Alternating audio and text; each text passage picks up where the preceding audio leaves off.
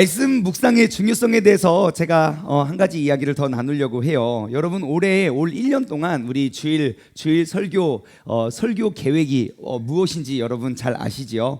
예, 우리가 매일매일 그냥 우리 큐티책으로 매일매일 묵상하는 큐티책 본문이 우리가 1년 동안 올 한 해 우리가 오직 성령으로라는 주제를 가지고 올 한 해 우리가 주일날 나눌 그러한 말씀이 바로 큐티책 본문 말씀입니다.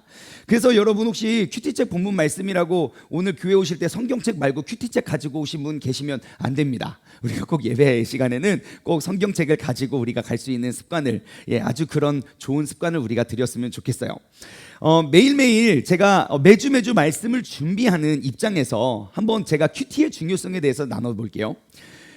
제가 매일 말씀을 준비하는 저의 입장으로 말씀을 준비할 때 제가 오늘 말씀 했어요. 그리고 다음 주 주일 말씀의 본문이 이미 정해져 있잖아요. 그럼 생각해 보세요. 제가 오늘 본문 말씀 보고 막 묵상을 하고 그 다음에 다음 주일 본문 말씀을 보고 막 묵상을 하는 설교와 제가 오늘 묵상을 하고 월, 화, 수, 목, 금, 토 매일매일 주어진 본문 말씀을 묵상하고 그리고 다음 주일날 말씀을 준비하는 것과 똑같을까요? 다를까요?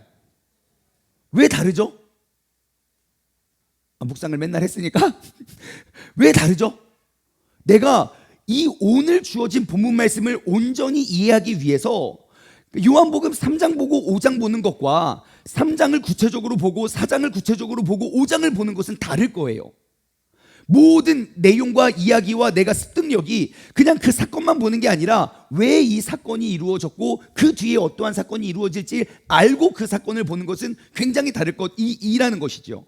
그러면 여러분 그 차이가 그냥 제가 오늘 본문 다음 주 본문 그냥 그 말씀만 묵상하고 나누는 설교와 그냥 그 모든 흐름을 다 파악하고 묵상하여 나누는 설교가 비슷할까요? 엄청 다를까요? 엄청 다를 수 있겠죠. 왜냐하면 그 본문만 띄워보면 내가 이쪽 방향으로 내가 가고 싶은 방향대로 그 본문을 끌어갈 수 있어요. 하지만 앞에부터 차근차근 가면 지금 흘러가는 맥락이 있기 때문에 오늘 주어진 그 말씀을 내 마음대로 끌어갈 수가 없기 때문입니다. 그렇다면 그 말씀을 듣는 우리는 어떠할까요? 내가 지난 주일날 설교 듣고 맞아 아니가 아니라 아멘 해야 되지 듣고 갑자기 오늘 설교를 딱 들은 분과 내가 지난 주일날 설교 듣고 내가 아니가 아니라 아멘 하면 살아야 되지 그러면서 본문 말씀 속에 유대인들과 예수님과의 그 갈등을 계속 겪고 오늘 본문을 보는 것과는 설교를 똑같은 자리에서 설교를 듣는 우리의 습득력이 굉장히 다를 것입니다. 그러므로 여러분 우리가 매일매일 말씀 묵상을 하면서 살아갈 수 있는 믿음의 사람 되기를 소망합니다. 내게 임할 은혜를 위해서 내게 남겨질 그 감동과 은혜를 위해서 우리가 매일매일 하나님의 말씀을 묵상해 가는 그러한 건강하고 올바른 신앙생활의 습관을 들여갈 수 있는 우리 모두가 되기를 주님으로 소망합니다. 옆 사람에게 한번 알려주세요. 우리 매일매일 말씀 묵상합시다.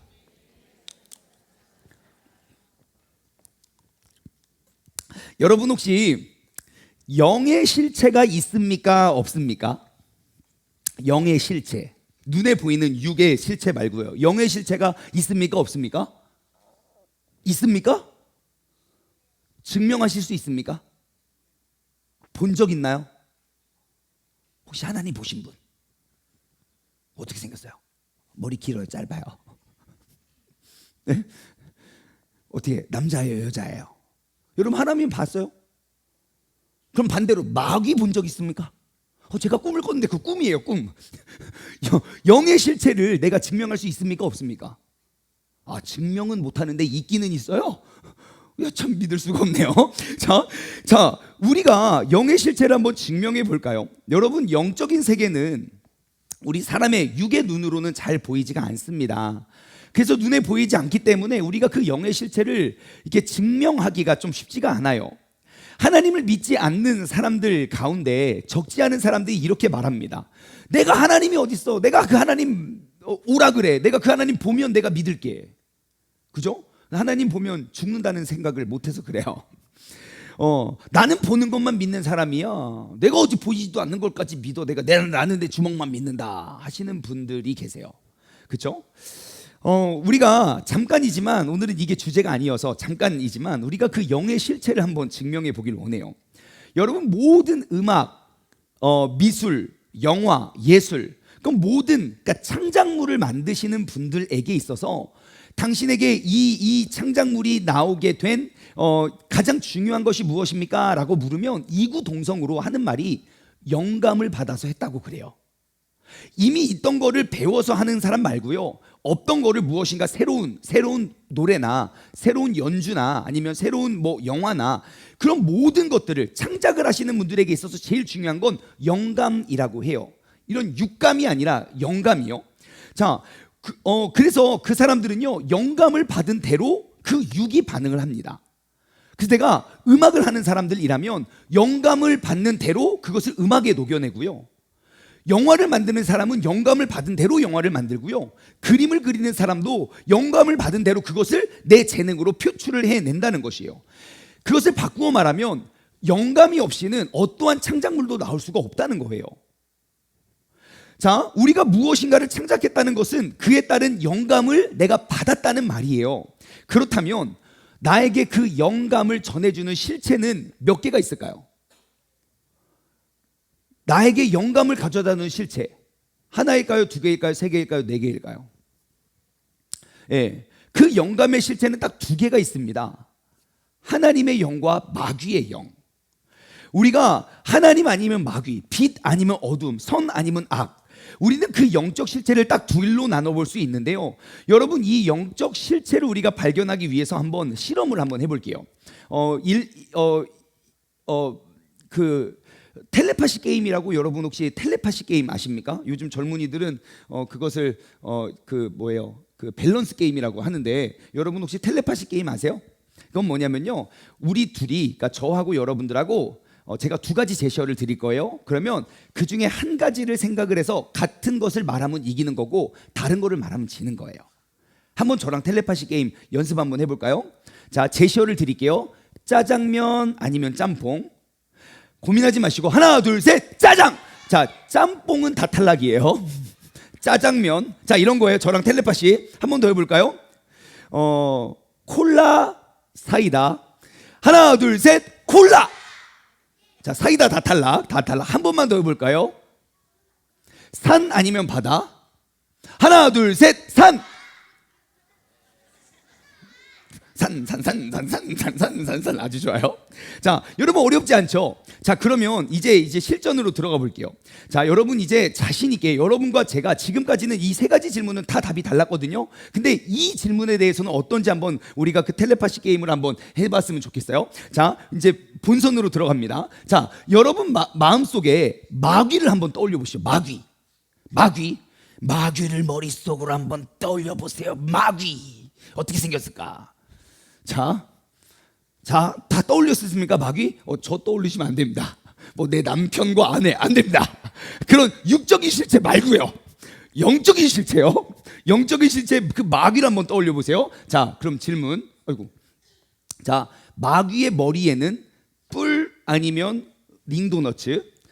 마귀 하나 둘 셋, 뿔! 혹시 링도너츠 떠오르신 분 계십니까? 우리는 텔레파시가 통했어요. 한 번만 더 해볼까요? 마귀의 이빨, 뾰족한 이빨 아니면 이렇게 둥그런 이빨. 하나 둘 셋, 뾰족한 이빨. 마귀는 다 뾰족한 이빨을 갖고 있어요. 채식주의자 마귀 봤습니까? 나는 되새김질해. 없어요. 자, 세 번째, 여러분 마귀의 피부 색깔은 어떠한 색일까요? 우리 마귀 본 적 한 번도 없다고요. 빨간색 아니면 검은색인가? 자, 하얀색. 하나 둘 셋, 빨간색이라고요. 여러분, 그러면 마지막으로 마귀의 목소리는 어떨까요? 간사한 목소리 아니면 굉장히 따뜻하고 온화한 목소리. 한번 여러분들이 상상하는 그 마귀의 목소리 한번 생각해 보세요. 이 열매 한번 먹어봐. 너도 하나님처럼 될 거야. 할까요? 아니면 이 열매 한번 먹어볼래? 너도 하나님처럼 될 거야. 자, 1번 간교한 목소리, 2번 온화하고 따뜻하고 명확한 목소리. 하나 둘 셋, 간교한 목소리죠. 큐어한 목소리. 자, 여러분 갑자기 아까 콜라 사이다 산 바다 할 때는 우리는 완전 다른 사람이었는데 왜 갑자기 마귀의 모습을 떠올리고 우리가 텔레파시 게임을 했는데 왜 대답이 다 똑같았을까요? 참 신기해요. 우리 모두가 생각하는 마귀는 다른데 우리는 그 모습을 우리 모두가 알고 있어요. 왜일까요? 이미 우리는요 마귀라는 창작물의 결과에 영향을 받은 사람이에요. 참 신기해요. 미국을 가도 그리고 중국을 가도 여러분 홍콩에는 귀신이 어떻게 생겼습니까? 이렇게 생겼죠. 어떻게 걸어다닙니까? 이렇게 걸어다닙니까? 아니에요. 아, 너희들은 강씨 모르니? 옛날에 있었어요. 유명한 홍콩 귀신들.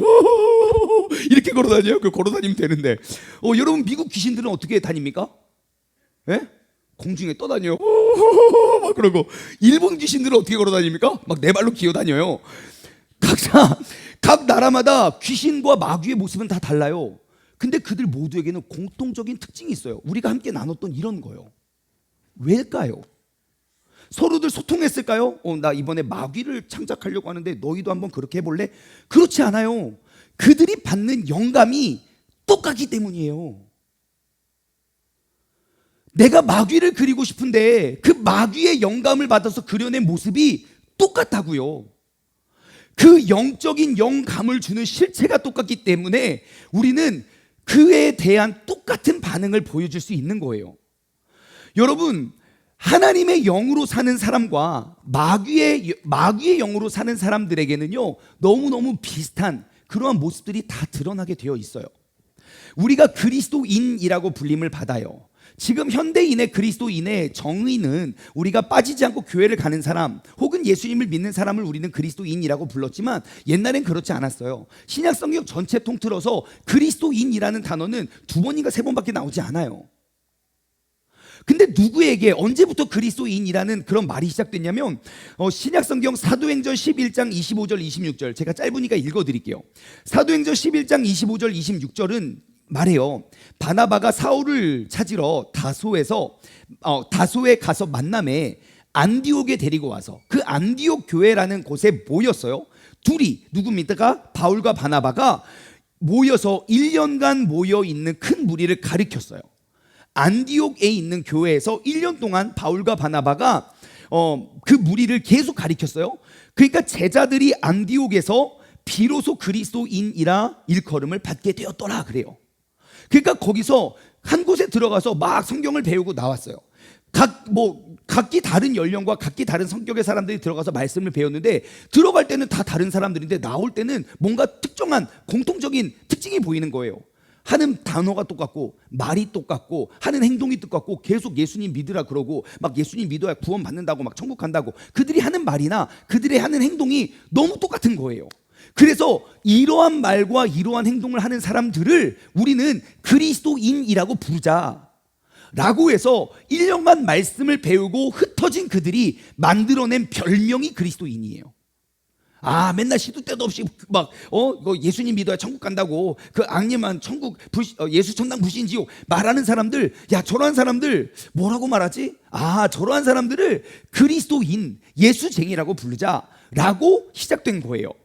여러분, 그리스도인이라고 불리우게 된 것도 사람들 사이에서 예수님을 믿는 사람들, 즉 예수님의 영으로 살아가는 사람들, 그들에게 나타난 그런 모습 속에서 나타난 그런 공통적인 특징이 보여졌을 때 불려진 게 그리스도인이에요.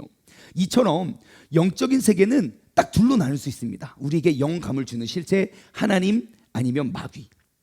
못 믿겠어요? 성경을 보시면요 그 둘의 영적인 실체에 대해서 우리는 너무너무 세세하고 명확하게 볼 수 있어요. 하나님은 어떠한 형상, 어떠한 모습과 어떠한 유형의 존재이고 마귀는 어떠한 유형의 존재인지 그의 이름만 봐도 그가 등장해서 하는 모든 내용들을 성경을 보면 우리는 상세히 볼 수 있게 돼요. 자, 그렇다면 제가 한 사람 모시고 왔어요. 이 사람 믿음 좋아 보입니까? 안 좋아 보입니까? 왜죠? 대사가 안 써 있지만 대사가 보이지 않습니까? 하나 둘 셋 이야. 우리는 보지 않아도 다 들려요. 이야, 믿음이 되게 좋아 보여요. 자, 여기 한 사람이 있습니다. 자, 그러면 이 한 사람의 육체가 내가 육으로 무슨 말을 하고 무슨 생각을 하고 어떠한 행동을 하는지에 있어서 이 사람이 어떠한 영을 받는, 어떠한 영의 영향력을 받는가에 따라서 이 사람의 운명은 달라질 수 있겠지요. 아까 영적인 실체는 딱 두 개라고 했어요. 뭐죠? 천사, 아니 하나님 혹은 마귀일 거예요. 그러면 나는 똑같아요. 이야. 근데 내가 천사의 영향력을 받으면, 그러니까 하나님의 영향력을 받으면 하나님의 사람, 하나님의 도구가 되지만, 내가 마귀의 영향력을 받으면 마귀의 도구가 될 수밖에 없다는 것이에요. 분명히 똑같은 나인데 내가 하나님을 쫓았을 때 드는 생각과 보이는 나의 표정과 내가 하는 말과 나의 행동은 하나님의 영을 받으면 하나님과 닮았을 거예요. 반대로 내가 마귀의 영향력을 받고 있다면 내가 그 영체의 영향력을 받는지 어떻게 합니까? 내가 하는 말과 내가 하는 생각과 내가 하는 행동들을 보면 내가 마귀의 영향력을 받는지 하나님의 영향력을 받는지 우리는 금방 알 수 있어요. 자, 그러면 여러분, 나는 누구의 말을 따르는 사람입니까? 내 마음으로, 느낌으로 말고요. 내가 하는 말을 보면 금방 알아요. 내 마음속으로 하는 생각만 봐도 이게 하나 성령의 도우심인지 아니면 마귀의 유혹인지 금방 알아요. 나의 표정만 봐도 안다고요. 여러분, 마귀는 나를 마귀의 도구, 마귀의 사람으로 만들기 위해서 끊임없이 속삭일 겁니다. 반면 하나님께서도 나를 하나님의 사람으로 만들기 위해서 끊임없이 속삭일 거예요. 내가 누구에게 이끌려 하루를 사는지, 여러분 오늘 이 시간에는 우리가 그 영적인 실체와 영적인 눈을 뜨시기 바래요. 이띠야 그것이 아니에요. 내가 그것을 분별하지 못하면, 내가 그 영적인 눈을 뜨지 못하면 나는 교회에 앉아 있어도 마귀 노릇을 할 수 있는 사람이 될 수 있다는 것이에요. 반대로 내가 성령 하나님의 영으로 이끌림을 받는다면 나는 아무리 세상에 가고 유혹의 자리에 사망의 음침한 골짜기를 가도 나는 두려워하지 않고 그 하나님의 열매를 맺을 수 있는 사람이 될 수 있다는 것이에요. 여러분, 나는 나의 하루, 나의 삶은 누구에게 이끌리어 하루를 사는지 여러분 이제 오늘 이 시간 나의 영적인 눈을 뜨시기 바랍니다. 여러분, 욕은 습관적으로 나오는 게 아닙니다. 욕은요 생각 없이 나오는 게 아니에요. 짜증과 불평, 불만, 그것도 습관적으로 나오는 것이 아닙니다. 내 삶의 주인이 바뀌면 습관도 달라져요. 반대로 생각해 볼까요? 여러분, 감사도 습관적으로 나오는 게 아닙니다. 감사는요, 에이 목사님 내 친구는요 하나님 안 믿는데 엄청 감사 잘해요. 자랑이라고 하는지 모르겠지만 그런 사람이 있어요. 인격적으로 원래 착한 사람들이 있어요. 왜 그러냐면 어려서 좋은 가정 교육을 받아온 사람들 그럴 수 있어요. 하지만 인간의 노력, 인간의 의지로 하는 감사와 성령의 도우심으로 하는 감사에는 차이가 있어요. 어떤 차이가 있냐면 성령님께서 주시는 감사, 인격적으로 훌륭한 감사의 차이. 성령님께서 주시는 감사는요, 내가 도저히 이해할 수 없는 상황 속에서도 감사를 고백해요. 마치 내가 복음을 전하다가 감옥에 갇혔어요. 그래도 감사할 수 있어요. 내가 복음을 전하다가 억울하게 돌에 맞아 죽어요. 그 죽는 그 순간까지도 하늘 우편에 계신 예수 그리스도의 모습을 보면서 주여 이 죄를 저들에게 돌리지 마세요 라고 감사할 수 있어요. 하지만 내 의지로 하는 감사, 인간의 의지로 하는 감사는요, 내가 도저히 이해할 수 있는 한도 내에서만 감사해요. 근데 거기서 조금이라도 벗어나잖아요? 용서가 안 돼요. 그렇게 감사했던 사람도 그렇게 원망하는 사람으로 일순간 바뀐다고요. 그게 내 의지와 하나님의 영의 차이예요. 또 한 가지는요, 성령님께서 주시는 감사는요, 내가 감사를 하면 할수록 내 마음에 기쁨이 샘솟습니다. 내 의지로 노력으로 하는 게 아니거든요.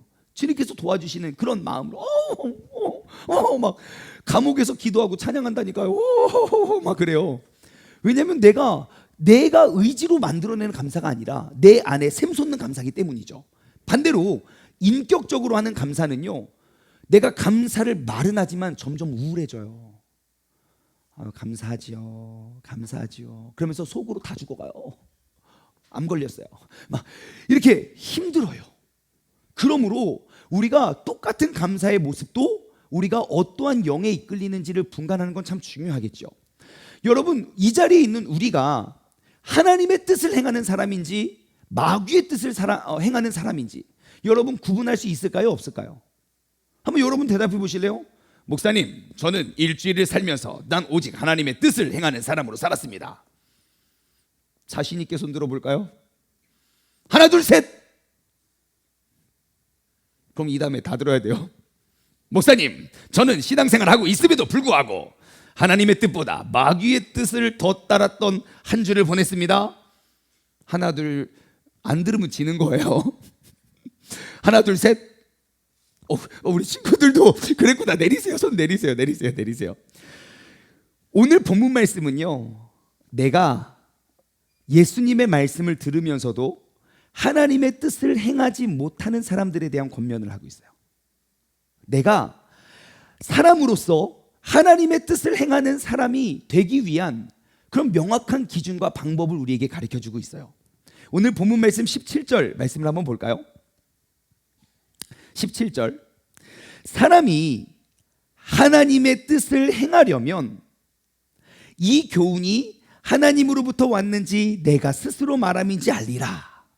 자, 사람이 하나님의 뜻을 행하려 한다면 우리가 어떻게 해야 되는지 말씀은 이야기해주고 있어요. 분명히 예수님이 만나는 두 부류의 사람이 있거든요. 한쪽은 내가 뭐가 뭔지는 모르지만 예수님이 말씀하시는 대로 순종했던 사람이 있고, 한쪽은 내가 아는 건 되게 많아요. 모세 율법을 지키지 않은 게 하나도 없어요. 그런데 예수님을 보고도 하나님이 보이지 않는 사람이에요.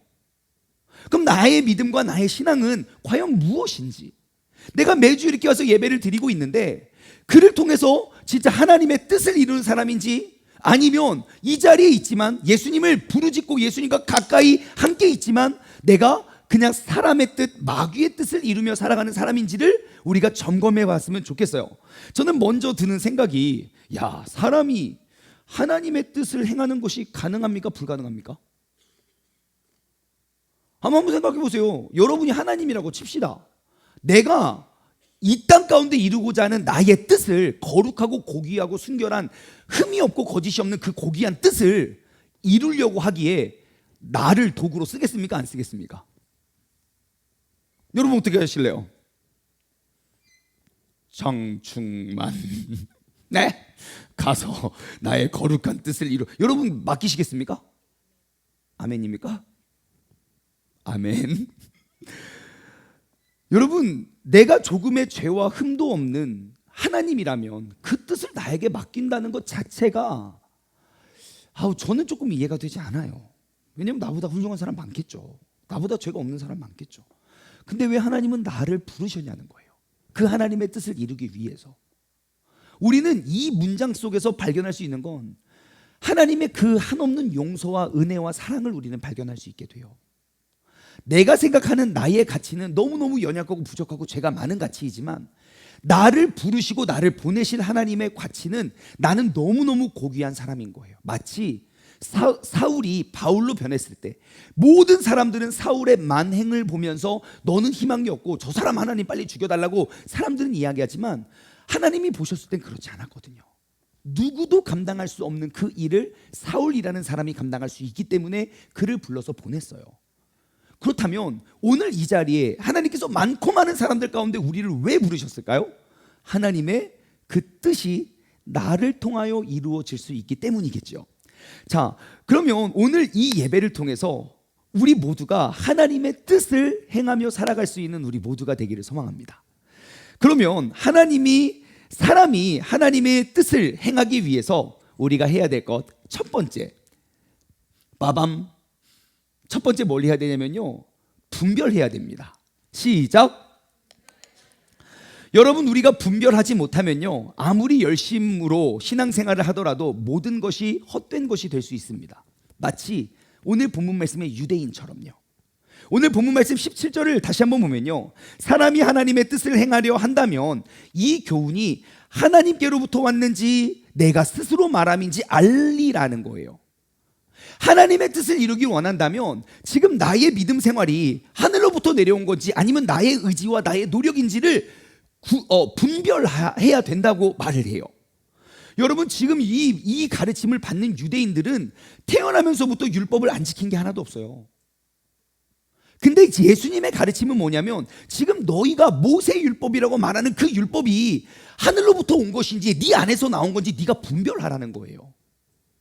여러분, 우리의 믿음 생활과 우리의 신앙 생활이 내가 무엇인가 봉사하고 열심히 노력하고 기도하고 이 자리에서 예배드리고 1년 동안 한 번도 안 빠지고 예배드리는 이것이 진짜 하나님의 영으로 내가 불림을 받은 것인지 아니면 나의 의지와 나의 노력으로 행하는 것인지 우리는 분별해야 돼요.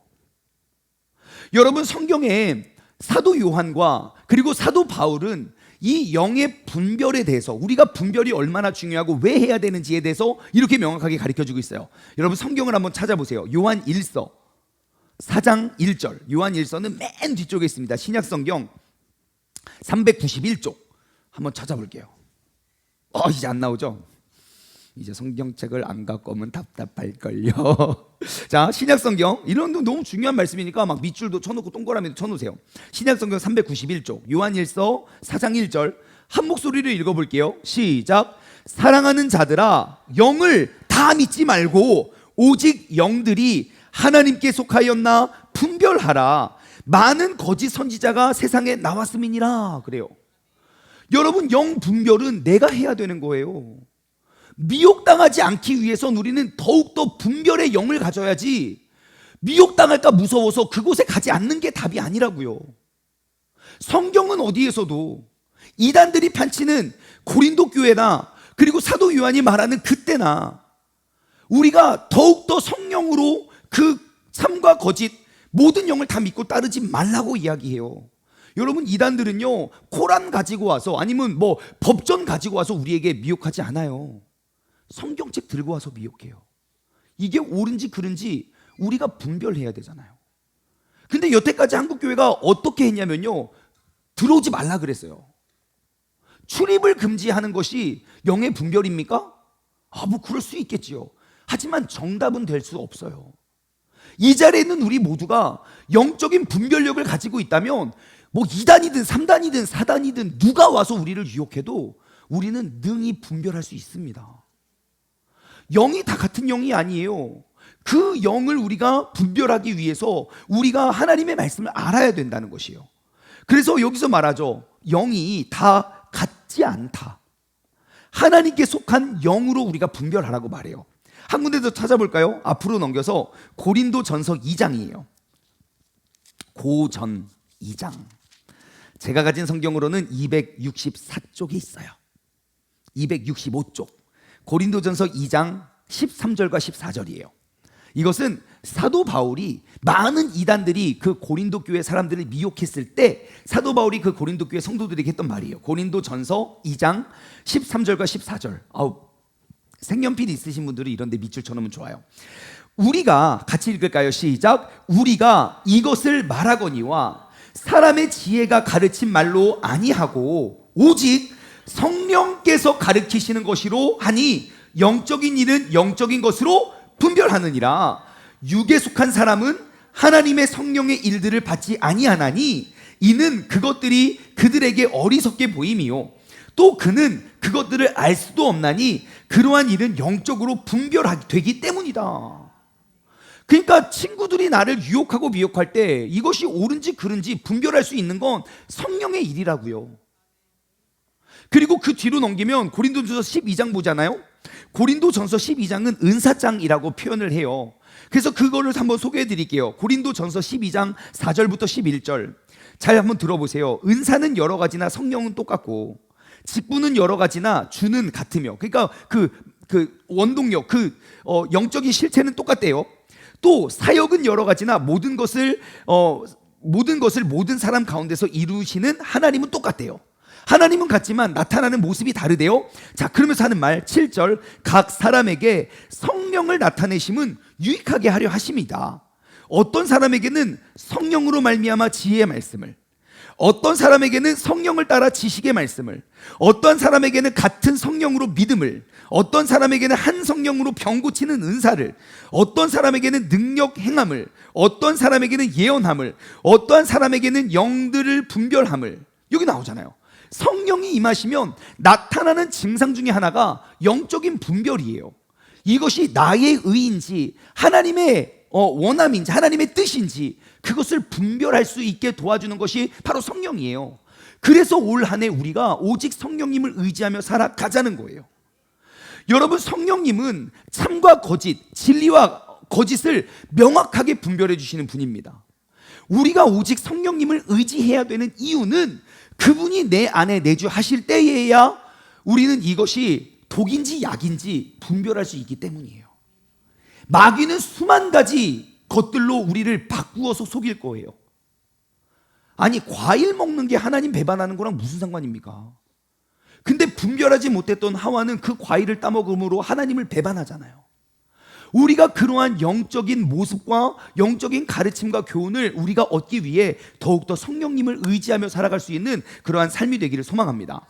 자, 두 번째, 사람이 하나님의 뜻을 행하려면 어떻게 됩니까? 이제 죄에 대하여 저항해야 됩니다. 여러분, 이 분별의 목적을 여러분 잊으시면 안 돼요. 우리가 영분별이 필요한 이유는 죄악 앞에서 도망가기 위함이 아닙니다. 우리가 영분별하는 이유는 죄와 저항하고 싸워서 이기기 위함입니다. 여러분, 마귀 입장에서 우리를 자꾸 유혹해요. 막 그래요. 무서워.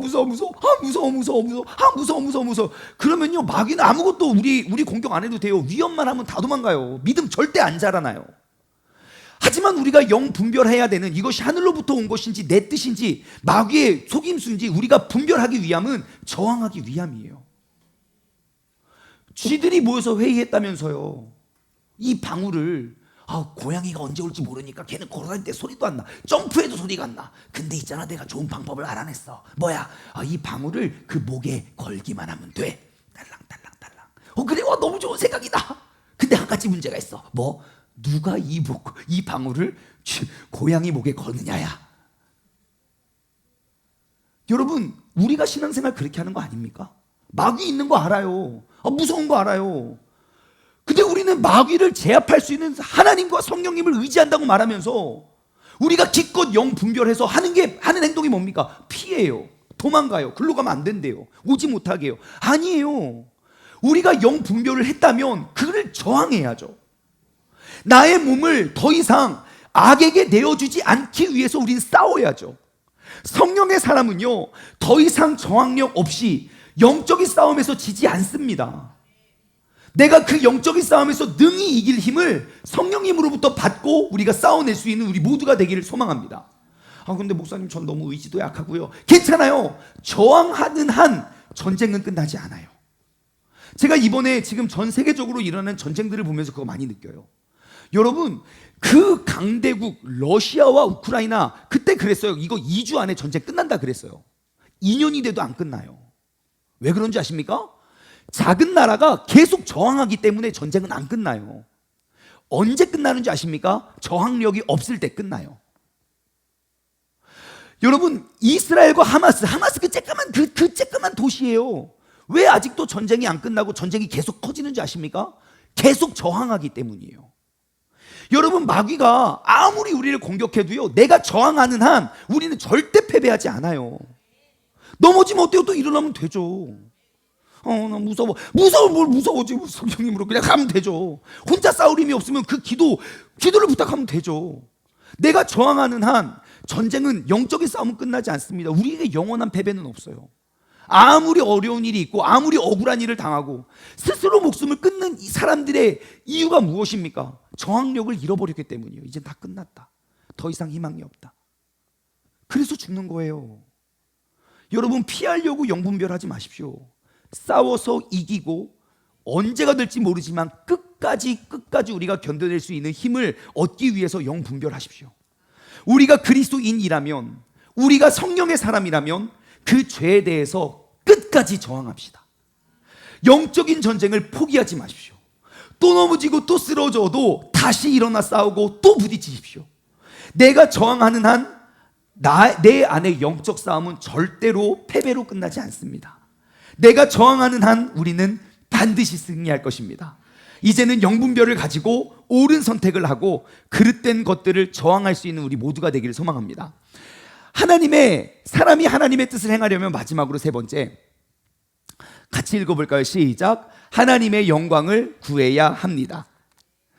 여러분, 우리가 너무너무 잘 알고 있는 단어예요. 모든 것들을 하나님의 영광을, 너희가 먹든지 마시든지 무엇을 하든지 하나님의 영광을 위해서 하라. 다 알고 있어요. 그럼 좀 구체적으로 하나님의 영광을 위해서 하는 게 뭡니까? 하나님께 영광의 박수를! 그럼 하나님께 영광입니까? 박수 안 치면 영광 아닙니까? 아니면 이거 하나님의 영광입니까?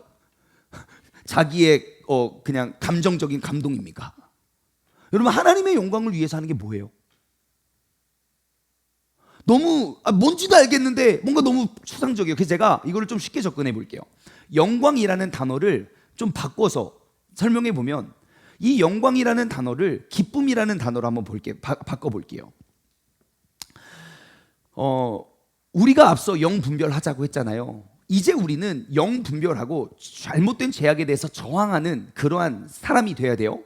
그러면 이것을 기쁨으로 한번 바꿔볼게요. 내가 하는 말을 이제 분별해 보세요. 내가 이 말을 하는 것이 하나님께 기쁨이 되는 일일까? 마귀가 기뻐하는 일일까? 이제 분별해 보세요. 내가 나의 생각을 한번 분별해 보세요. 내가 지금 계속 이 생각에 매여 있는 게, 이 생각을 하면 할수록 하나님께서 기뻐하실까? 아니면 마귀가 좋아할까? 분별해 보세요. 나의 행동을 한번 분별해 보세요. 내가 부모님한테 이렇게 대들고 와 반항하는 것이 하나님께서 야 진짜 너 최고다 이야 그럴까? 아니면 마귀가 너무너무 좋아서 춤출까? 너 백날 효도해야 소용없어. 넌 어차피 그렇게 반항할 거야. 여러분, 이제 분별해 보자고요. 그럼 쉽게 알 수 있어요. 내가 하나님의 사람으로 살아가는지 아니면 영적인 마귀의 놀이개로 살아가는지. 그렇다면 이 영광이라는 단어를 이번에는 열매라는 단어로 바꿔볼까요? 여러분, 말씀 한번 찾아볼게요. 마태복음 7장 16절이에요. 신약성경 마태복음 7장 16절. 제가 가진 성경으로는 신약성경 10쪽에 있어요. 10쪽. 마태복음 7장 16절에서 21절. 성경책 가지고 오면 되게 재밌는데요, 안 가지고 오면 재미없어요. 다음 주에 꼭 가져오세요. 자, 마태복음 7장 16절에서 21절 한번 보세요. 자, 제가 15절부터 볼게요. 거짓 선지자들을 삼가라. 선지자인데 거짓 선지자래요. 양의 옷을 입고 너희에게 나오나 속에는 노략질하는 일이다. 그들의 열매로 그들을 알지니 가시나무에서 포도를 또는 엉겅퀴에서 무화과를 따겠느냐. 이와 같이 좋은 나무마다 아름다운 열매를 맺고 못된 나무마다 나쁜 열매를 맺나니 좋은 나무가 나쁜 열매를 맺을 수가 없고 못된 나무가 아름다운 열매를 맺을 수 없느니라. 아름다운 열매를 맺지 아니하는 나무마다 어떻게 해요? 찍혀 불에 던지느니라. 그러므로 그들의 열매로 그들을 알리라. 그리고 21절은 이렇게 말해요. 나더러 주여 주여 하는 자마다 다 천국에 들어갈 것이 아니고 다만 하늘에 계신 내 아버지의 뜻대로 행하는 자라야 들어가리라 그래요. 여러분, 이 자리에 왔다고 우리 다 천국 가는 거 아니에요. 내가 많은 목사님들 알고 있다고 우리 구원받는 거 아니라고요. 이제는 우리가 하나님의 뜻을 알고 행하는 자가 될 때에야 우리는 천국에 갈 수 있어요.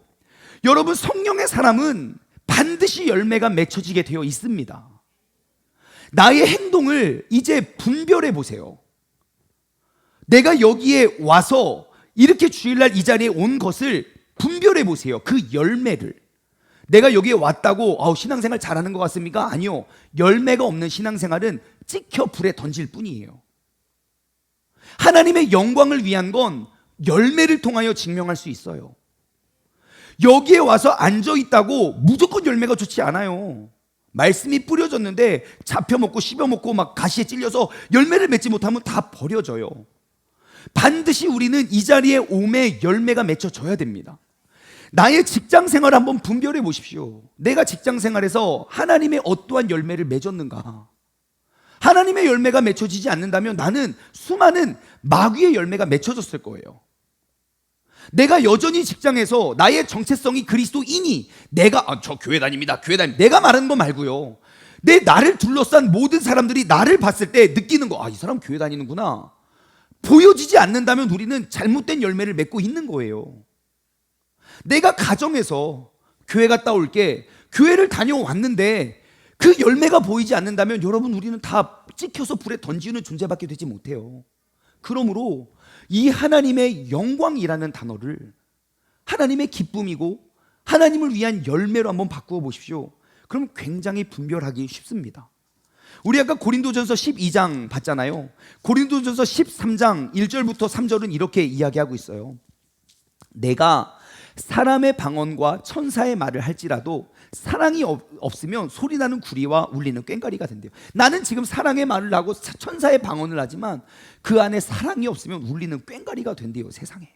또한 내가 예언하는 능력이 있어 모든 비밀과 모든 지식을 또 산을 옮길 만한 그런 능력, 믿음이 있을지라도 사랑이 없으면 아무것도 아니래요. 능력도 다 꽝이래요. 내가 내게 있는 모든 것으로 구제하고 또 내 몸을 불사르게 내어줄지라도 그 안에 사랑이 없으면 나에게 아무런 유익이 없대요, 예수님한테. 그러면서 사랑이 무엇인지를 가르쳐 주잖아요.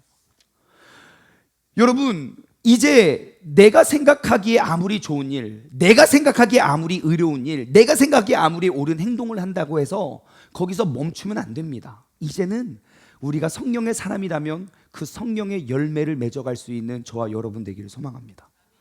이제는 더 이상 우리의 신앙생활이 어느 한 곳에 멈추어져 있고 그냥 그 안에 가만히 성장도 없는 그냥 습관에 의한 나의 의와 나의 노력에 의한 신앙생활에 멈추어 서지 마십시오. 이제는 분별하십시오. 내가 지금 이 하는 행동이 하나님께로부터 왔는가 마귀에서 왔는가, 나의 말과 나의 생각과 나의 모든 것들을 이제 분별하십시오. 그리고 분별을 하였다면 이제는 악에 대해서 저항하십시오. 난 원래 넘어지는 사람이야. 그렇게 포기하지 마세요. 저항하든 한 전쟁은 끝나지 않습니다. 그리고 하나님의 영과 마귀의 유혹이 붙으면 능히 이겨낼 수 있는 그 능력을 우리에게 주신 줄 믿습니다. 악과 저항하십시오. 마지막으로 세 번째, 이제는 하나님을 기쁘게 여기고 하나님에 의한 열매를 내 삶에 맺어감으로 우리가 하나님의 뜻을 행하며 나아갈 수 있는 우리 모두가 되기를 주님의 이름으로 간절히 소망합니다. 적용 질문을 드립니다. 첫 번째, 여러분, 영적 분별을 가로막는 것이 있을 거예요. 분명히 성령님은 내 안에 계셔서 나에게 옳은 것들을 선택하고 분별할 수 있는 지혜를 주셨는데 그것이 내 시야를 가릴 거예요. 나의 분별력을 흐리게 만드는 것. 아주 좋고 가까이 있는 친구는 술이겠죠, 술. 나의 판단력과 분별력을 흐리게 만들어요. 근데 내가 그곳에 깊이 빠지잖아요. 그러면 술이 없으면 잠을 못 자요. 그리고 교회를 나와요. 당연히 나와야죠, 그런 분들이. 하지만 그것이 오래되고 내가 이렇게 신앙생활을 함에도 불구하고 여전히 그 안에 머물러 있다면 우리는 확실한 건 오직 성령님의 인도하심으로 살아가는 사람은 아닐 거예요. 여러분, 이제 뛰어나십시오. 이제 분별해야 돼요. 지금 나의 영적 분별, 나의 판단력과 분별력을 흐리게 가리우는 것은 무엇인지를 이제 발견하십시오. 그리고 두 번째, 이제는 저항하십시오. 내가 저항해야 하는 그 죄악이 무엇인지를 한번 생각하세요. 그냥 늘 저왔으니까 저오는 게 신앙생활 아니에요. 성령님의 사람이라면 우리는 어떠한 적군을 만나도 능히 이겨낼 수 있는 힘이 있어요. 그러므로 이제 분별하고 저항하고, 마지막으로 세 번째, 하나님의 영광을 위해 여러분 이번 한 주 동안 어떠한 열매를 맺기를 기대하십니까? 이제 기대하십시오. 내가 분별해서 피하기 위함이, 도망가기 위함의 분별이 아니라 이제는 싸워 이기기 위한 분별. 내가 이번 한 주 동안 수많은 유혹과 마귀의 속삭임이 있을 거예요. 하지만 두려워하지 마십시오. 분별하시고 그것이 잘못됐다는 걸 안다면 저항하시고 주님의 도우심으로 승리할 수 있는 우리 모두가 되길 원해요. 한번 결단했으면 좋겠어요. 내가 이번 한 주 동안 하나님의 영광을 위해 어떠한 열매를 맺기를 기대하는가. 우리 말씀을 맺으며 그 하나님의 부르심을 생각했으면 좋겠어요. 하나님의 부르심에는 후회하심이 없습니다. 내가 이 자리에 선 것도 주님의 부르심 때문입니다. 나의 의와 나의 선행과 나의 잘함 때문이 아니라 주님의 부르심 때문에 우리가 함께 찬양 고백하며 나아가길 원합니다.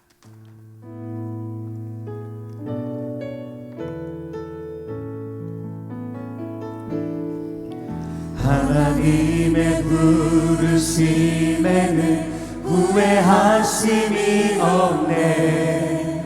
내가 이 자리에 선 것도 주의 부르심이라. 하나님의 부르심에는 결코 실수가 없네. 나를 부르신 하나님의 신실하심을 믿네. 날 부르실 듯 내 생각보다 크고 날 향한 계획 나의 지혜로 측량 못하나 가장 좋은 길로 가장 완전한 길로 오늘도 날 이끄신. 우리 다시 한번 1절로 고백할까요? 하나님의 부르심에는 결코 실수도 없습니다. 내가 이 자리에 선 것도 나의 잘남이 아니라 주님께서 부르셨기 때문입니다. 하나님의 부르심에는 결코 실수가 없습니다. 나를 부르신 그 하나님의 신실하심을 믿습니다. 다시 한번 고백할까요? 2절로 고백할게요. 작은 나를 부르신 나는 알 수 없지만 오직 감사와 순종으로 주님, 내가 주님의 길을 가겠습니다. 때로 내가 연약해질지라도 주님께서 날 도우시고 계시니까요. 주의 놀라운 그 계획을 나는 믿으며 살리. 날 부르신 듯 내 생각보다 크고 날 향한 계획 나의 지혜로 측량 못하나 가장 좋은 길로 가장 완전한 길로 오늘도 날 이끄신. 날 부르신 주님의 뜻 언제나 내 생각보다 큽니다. 날 향한 계획 나의 지혜로 측량 못하나 가장 좋은 길로 가장 완전한 길로 오늘도. 우리 다같이 두 손을 번쩍 들고 주님의 이름 한번 부르시고 합심하여 기도하겠습니다. 주여, 하나님 아버지 감사합니다. 아버지 하나님, 날 부르신 그 주님의 뜻, 주님의 계획은 절대 후회하심도 없고 절대 실수도 없습니다. 하나님, 그 하나님께서 내게 맡겨주신 귀한 뜻을 나의 삶 가운데 이루기 위하여 아버지, 사람이 하나님의 뜻을 행하려면 이 교훈에 하나님, 이 교훈이 하나님께로부터 왔는지 내가 스스로 이기지 우리가 알고 스스로 말하는 자는 자기의 영광만 구하지만 보내신 이의 영광을 구하는 자는 참되니 그 속에 불의가 없느니라. 하나님, 우리가 이 자리에 모인 것 아버지 하나님, 내가 성령의 도우심으로 말미암아 나의 행함과 나의 신앙생활이 아버지 나의 행동과 나의 말과 나의 생각이 하나님의 뜻을 이루기 위함인가, 마음의 뜻을 이루어내기 위함인가, 우리가 분별하고 우리가 분간하고 아버지 우리가 저항하고 우리가 하나님의 영광을 위해 아버지 우리가 열매를 맺을 수 있는 우리 모두가 되게 하여 주옵소서. 아버지 하나님, 날 부르신 그 아버지의 뜻을 우리가 이루며 나아가기를 원합니다. 아버지 하나님, 우리가 이제는 아버지 그 주님의 우리가 분별하여 이제는 저항하며 나아가기를 원합니다. 아버지, 그 마귀의 뜻을 우리가 받아들이고 매번 실패하고 지는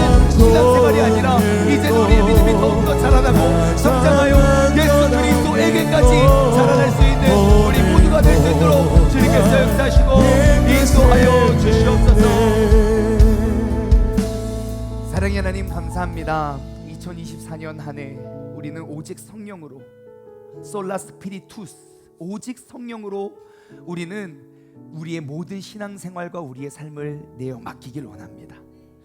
하나님, 하나님의 뜻을 행하는 사람은, 사람으로서 아버지의 뜻을 행하는 사람은 분별하는 사람입니다. 내가 지금껏 신앙생활을 하면서 나는 어떠한 분별력도 없이 그냥 누가 시키는 대로 그것만 하고, 누가 오라고 하면 그것만 가고, 내가 신앙생활을 수십 년을 했었어도 내 안에 계신 성령님께서는 분명히 나를 통하여 옳고 그름, 하나님의 뜻과 마귀의 놀이개가 되는 것을 분별할 수 있는 힘을 주셨음에도 불구하고, 하나님, 내가 그렇게 의지하지 못했던 나의 연약한 죄성을 회개하고 나아갑니다. 이제는 우리가 오직 하나님의 말씀을 통하여 우리가 어린 아이와 같은 신앙을 반복하는 것이 아니라, 우리가 오직 자라나 우리의 머리 되시는 그리스도에게까지 자라날 수 있는 성령의 사람, 분별의 사람이 되게 하여 주옵소서. 하나님, 우리가 분별하는 이유는 내가 분별하여 도망가거나 분별하여 피하거나 숨기 위함이 아닙니다.